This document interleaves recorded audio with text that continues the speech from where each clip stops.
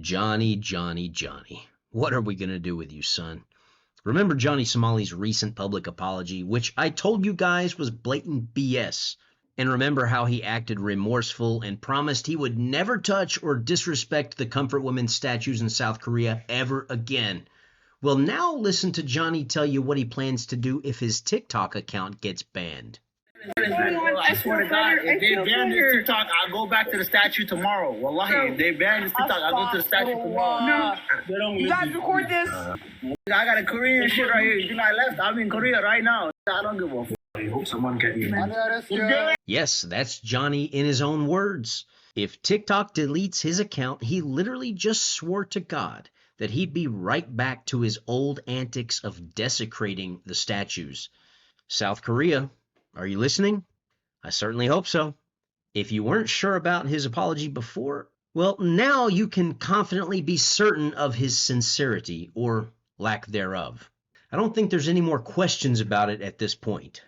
Let's look at some other things old Johnny Boy has had to say recently. Here are some videos of him encouraging Kim Jong-un to push that red button and attack South Korea. Until Kim Jong-un nuke this shit, I just don't want to be here when Kim Jong-un press that red button. They nuke this shit so shit turn to Fallout New Vegas. No, please, Kim Jong-un, press that button. Press.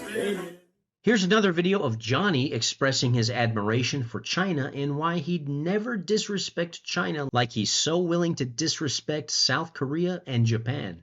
Keep in mind, he did state in a video earlier this year that he plans to visit China this year. You will see Somali in Beijing, in Shenzhen, and a Chinese mega city, Chongqing. Although, I'd say the chances of that happening now are slim to none.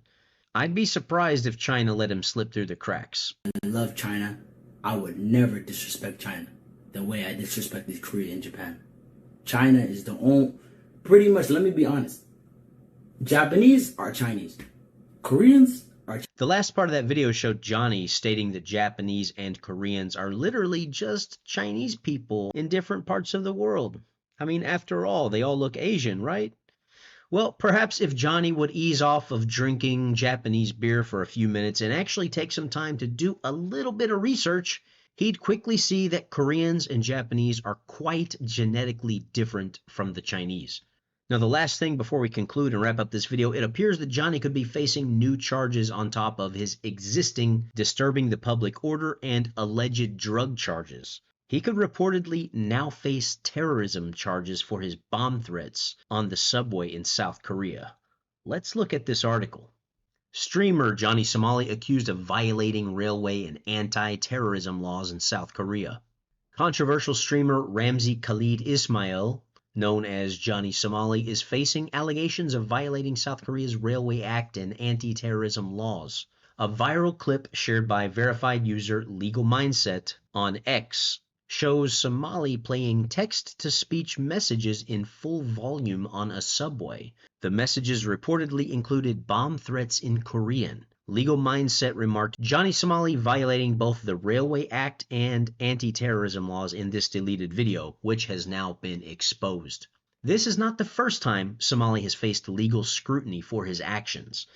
In 2023, during his time in Japan, he was detained for similar antics. He had broadcast text-to-speech messages containing bomb and RAPE threats inside a subway, leading to intervention by Shibuya police. Most recently, in South Korea, Somali's public disruptions, including playing inappropriate text-to-speech messages on subways in October of 2024, have drawn police attention. Adding to the controversy, Somali was previously indicted by the Seoul Western District Prosecutor's Office for public disturbance and alleged drug use. A clip showed him using offensive slurs and consuming alcohol inside a convenience store. One particularly offensive act involved Somali kissing a Seoul Statue of Peace, a memorial for war victims. Following backlash, he issued a public apology. Right, a public apology. Empty words, the sound came out of his mouth. Doesn't matter if he meant it. Hey, a public apology was issued. If convicted under South Korean law, Somali could face up to 10 years in prison. This incident highlights the growing scrutiny over streamers engaging in disruptive and offensive behavior during live broadcasts. So there you have it, everybody. That's the latest on our good friend. Well, we can't even joke about that. We can't even jokingly call him a good friend. This guy is an absolute dirtbag. And listen, he needs to face the music. He's obviously not feeling any remorse about what he's done. He's just looking for his opportunity to get out, to weasel his way out of this bad situation that he found himself in, move on to a different country, and do the same crap wherever he goes. But from what we can see right now, South Korea is taking this very seriously. He still has charges pending. The investigation continues. And all we can do is just sit back, observe, and hope that South Korea makes the right decision.